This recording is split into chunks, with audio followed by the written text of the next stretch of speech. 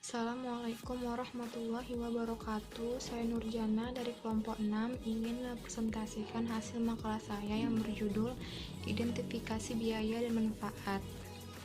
Yang pertama itu ada pengertian biaya. Biaya adalah semua pengorbanan yang perlu dilakukan untuk suatu proses produksi yang dinyatakan dengan satuan uang menurut harga pasar yang berlaku, baik yang sudah terjadi maupun yang akan terjadi. Biaya terbagi menjadi dua, yaitu biaya eksplisit dan implisit.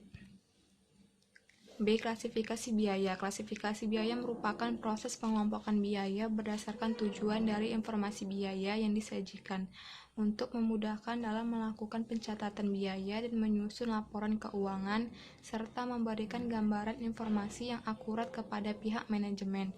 Maka komponen biaya dikelompokkan dalam beberapa akun dengan klasifikasi sebagai berikut.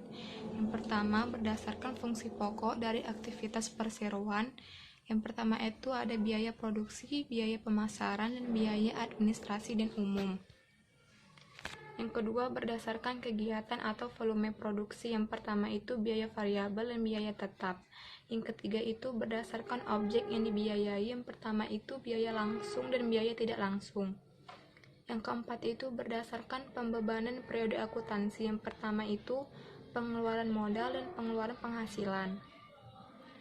Pengertian tangible dan intangible. Tangible merupakan aktiva berwujud dalam artian juga yang memiliki bentuk fisik yang bisa digunakan dan dimanfaatkan. Contohnya saja seperti tempat usaha bisa berupa tanah, gedung, alat yang digunakan untuk proses produksi seperti mesin, alat yang digunakan untuk distribusi seperti mobil, truk, dan lainnya. Intangible atau biasa disebut dengan aktiva tidak berwujud sebenarnya lebih merujuk pada aset dari sebuah perusahaan yang mana tidak memiliki bentuk fisik serta tidak memiliki sifat aset untuk jangka panjang.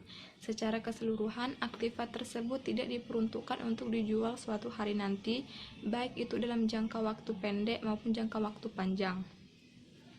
Manfaat tangible yang pertama itu peningkatan pendapatan, mendukung proses analisis yang diperlukan oleh manajemen, diperoleh informasi yang akurat, terpercaya, mutakhir, dan mudah diakses mengenai kondisi penjualan perusahaan.